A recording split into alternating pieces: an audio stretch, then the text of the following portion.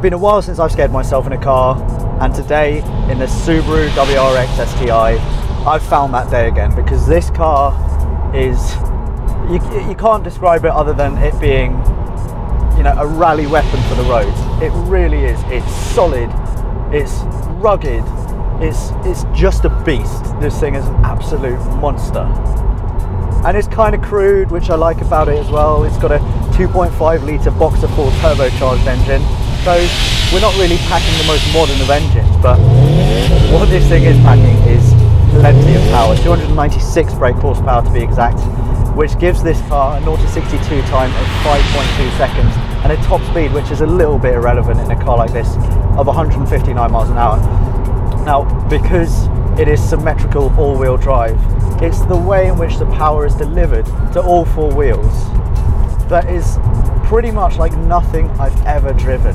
The Audi S3 is its kind of closest rival in terms of price and power and whatnot, but with that car you get a bit of slip from the wheels. With this, even on wet greasy roads like today, I'm getting absolutely zero slip whatsoever, and that means that every time I put my foot flat to the floor, I'm getting instant power, instant torque, and it feels a lot faster than 5.2 seconds suggests. If you were to tell me that this had 400 horsepower, I would believe you. Even 450. Very different to any modern car that I've driven recently. Part of the reason is close ratio gearbox. You've got kind of springy clutch and hydraulic power steering. None of this electric nonsense. Through the corners, any corner, the WRX is superhuman and properly ballsy.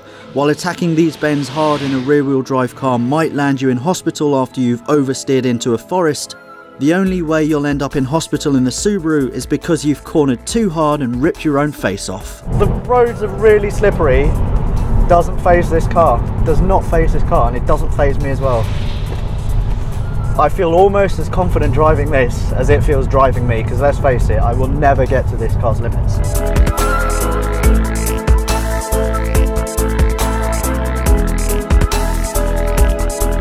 Whittle Tunnel.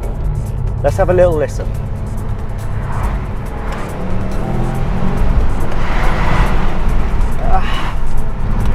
Now that's one of the gripes that I've got with this car. It goes like the clappers, but it doesn't sound like a Scooby should. I want that wop wop wop wop wop wop wop wop wop noise all the time, and even from inside, look, you can probably, it doesn't sound loud enough. It doesn't sound brash enough, and that's a bit disappointing.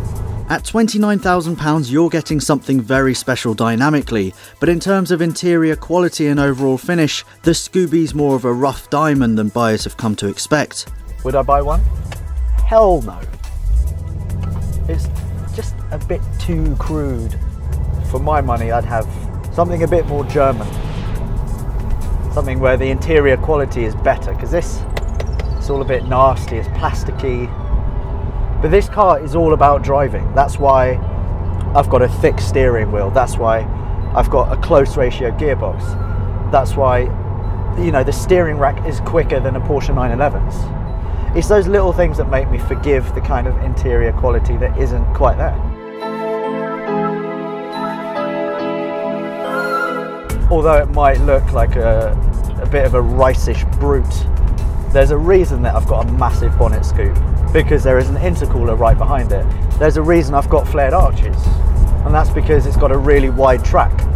There's a reason I've got big tyres, because this is a rally-bred car. The wing is a little bit extreme, granted, but it's a Subaru. We've got Audis, we've got BMWs that we can choose from. If you buy this car, then you are, you know, you're a left field thinker. And if I see you driving one of these, you're going to get a big thumbs up from me. You know that feeling you get when you're in your buddy's passenger seat and he or she floors it? The car might have 250, 300 horsepower, and you get that kind of fizzy feeling in your stomach.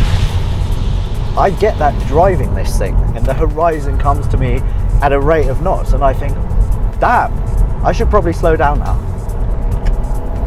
But I don't.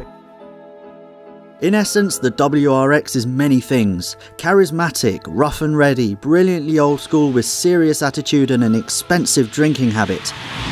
But because we're so spoilt for choice these days, it just doesn't shine through as much as it used to.